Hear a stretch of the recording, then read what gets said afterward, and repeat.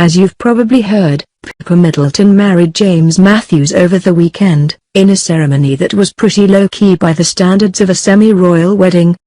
Clearly, Pippa wanted to keep the guest list small, and we're guessing the reason for that wasn't that she wanted to save some cash. Pippa has some well-off in-laws. No, what's more likely is that Pippa didn't want to be overshadowed at her own wedding, which is perfectly understandable. Unfortunately, when your sister is married to a dude who's gonna be a king someday, that's no easy feat. In addition to the media's obsession with Kate Middleton, Pippa had to contend with a new up-and-comer in the form of Prince Harry's girlfriend Meghan Markle. There were rumors that Meghan would not be invited to the wedding, but it was widely assumed that the Pips would cave when the time came. But in a move that proves once and for all that the Brits are the undisputed masters of passive-aggressive shade, Pippa stuck to her no Meghan policy, kind of.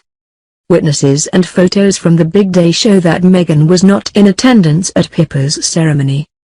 But she did attend the reception, showing up shotgun in Harry's silver Audi. So it sounds like some sort of royal compromise was reached, wherein Meghan would be permitted to sit through the awkward groomsmen toasts but not to watch Pippa and James exchange vows.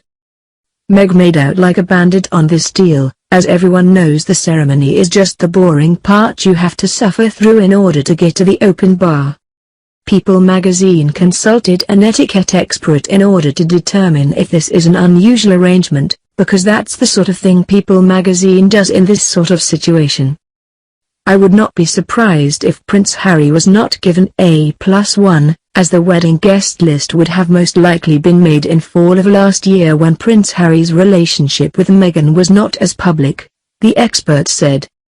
I typically recommend if someone is married, engaged, considers themselves to have a serious significant other, or is traveling in for the wedding, they should receive A+1. So there you have it. It's acceptable to not invite any basic cable legal drama stars to your ceremony as long as you hit them with a free overcooked filet mignon afterward. Valuable info just in time for wedding season.